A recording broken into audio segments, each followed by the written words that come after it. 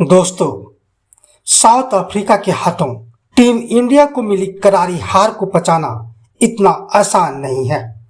Series बराबर करने का सपना तो चकनाचूर हुआ ही, इसके साथ ही टीम इंडिया के दामन में वो बदनुमा दाग लग गया जो अब शायद ही कभी छूट पाएगा। बल्लेबाजों ने पहले ईडन गार्डन्स और फिर गुवाहाटी में नाक कटाने में कोई कसर नहीं छोड़ी। दूसरे टेस्ट की दोनों ही पारियों में इंडियंस बल्लेबाज औंधे मुंह गिर गए। बैटिंग ऑर्डर ताश के पत्तों की तरह बिखर गया और 540 रनों के जवाब में पूरी टीम 140 रन बनाकर ऑल आउट हो गई। दूसरे टेस्ट में वो घटना घट गई जो भारतीय क्रिकेट के इतिहास में आज तक नहीं घट सकी थी। दरअसल भारतीय क्रिकेट के इतिहास में यह पहला मौका है जब टीम इंडिया को किसी टेस्ट मैच में 350 से ज्यादा रनों के अंतर से हार का मुंह देखना पड़ा। दूसरे टेस्ट मैच में साउथ अफ्रीका ने भारतीय टीम को 408 रनों से रौंद डाला। यह हार आने वाले काफी समय तक चुभेगी। रनों के लिहाज से यह भारतीय टीम की सबसे बड़ी हार भी रही।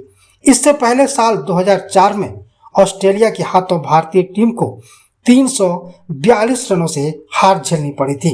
वहीं 2006 में पाकिस्तान ने टीम इंडिया को 341 रनों से हराया था। 20 साल में ये पहला मौका है जब टीम इंडिया की ओर से एक भी बल्लेबाज पूरी टेस्ट सीरीज में शतक नहीं लगा पाया। इससे पहले साल 1995 में न्यूजीलैंड के खिलाफ खेली गई टेस्ट सीरीज में यह नज़ारा देखने को मिला था। भारतीय बल्लेबाज टेस्ट सीरीज में बुरी तरह से फ्लॉप रहे, जिसका खामियाजा टीम इंडिया को भुगतना पड़ा। इस टेस्ट सीरीज में तो भारत के बल्लेबाजों का आत्मविश्वास बिखरा हुआ नजर आया। कभी विदेशी टीम भारत आती थी तो डरती थी कि कहीं क्लीन स्वीप ना हो जाए।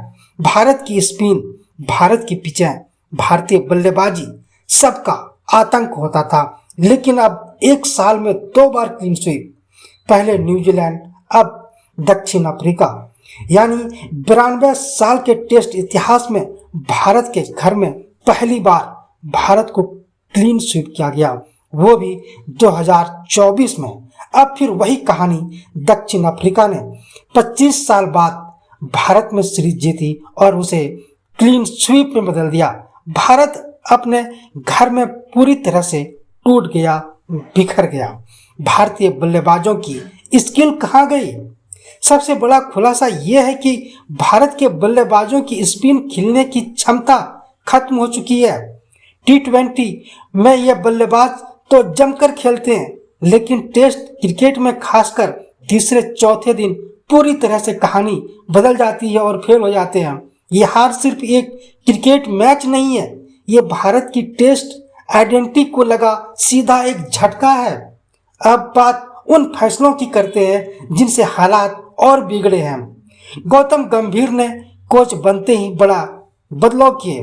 रोहित शर्मा, विराट कोहली जैसे बड़े खिलाड़ी जो अभी भी कुछ साल टेस्ट खेल सकते थे, उनकी जगह नए चेहरों को मौका दे दिया गया। लेकिन नए चेहरे भी यानी नए खिलाड़ी भी फ्लॉप हो गए।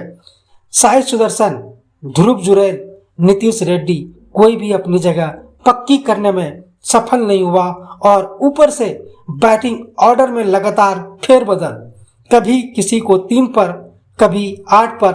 टीम में बिल्कुल भी स्थिरता नहीं दिखी। स्पिनर के रूप में भारत की पहचान रही है, लेकिन इस बार दक्षिण अफ्रीका के स्पिनर्स ने भारत को ही हर स्पेल में पछाड़ दिया। केशव महाराज और साइमन हार्मर ने 80 की रफ्तार से और टर्न से दबाव बनाया। वहीं भारतीय स्पिनर कभी बहुत तेज, कभी बहुत स्लो, बिल्कुल भी असरदार नहीं दिखे। समस्या सिर्फ खिलाड़ियों की नहीं, पूरे सिस्टम की है। टेस्ट क्रिकेट की तैयारियां कम, लगातार बदलाव, गलत टीम कॉम्बिनेशन, बल्लेबाजी में तकनीक की कमी, दबाव में धैर्य खत्म। भारत अब टेस्ट पावर की तरह नहीं बल्कि एक कमजोर टीम की तरह खेल रहा है। कोचिंग और चयन की उलझन है। एक नए कोच गौतम गंभीर आए और उन्होंने तुरंत बड़े बदलाव शुरू कर दिए। रोहित शर्मा जैसे अनुभवी ओपनर, विराट कोहली जैसे लीजेंड, अश्विन जैसे अनुभवी स्पिनर, इन खिलाड़ियों को धीरे धीरे टेस्ट से बाहर किया गया और उनकी जगह आए नए खिलाड़ी। पर समस्या ये थी कि नए खिलाड़ियों को सही जगह, सही भूमिका और सही समय नहीं दिया गया।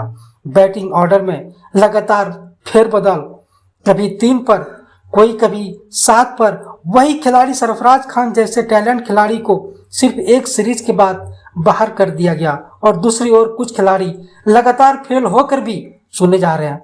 ये कंफ्यूजन टीम की स्थिरता तोड़ रही है। अगर ऐसे ही प्रयोग चलते रहे, अगर खिलाड़ियों की जिम्मेदारी तय नहीं हुई और कोचिंग और चयन प्रक्रिया में सुधार नहीं हुआ, तो आने वाली सीरीज, खास करके श्रीलंका दौरा भी भारत गवा देगा। अब समय आ गया है कि एक अलग टेस्ट टीम बने, अनुभवी और फॉर्म में खिलाड़ी वापस आए और कोचिंग स्टाफ पर भी कड़ा निर्णय लिया जाए। दोस्तों, आप क्या सोचते हैं? क्या भारत को टेस्ट टीम में रिसेट करनी चाहिए? कोचिंग स्टाफ बदलने की जरूरत है क्या? क्या नए खिलाड़ियों को और समय मिलना चाहिए? आप अपनी राय कमेंट करके दें। वीडियो पसंद आया हो तो वीडियो को लाइक करें, कमेंट करें और चैनल को सब्सक्राइब भी करें।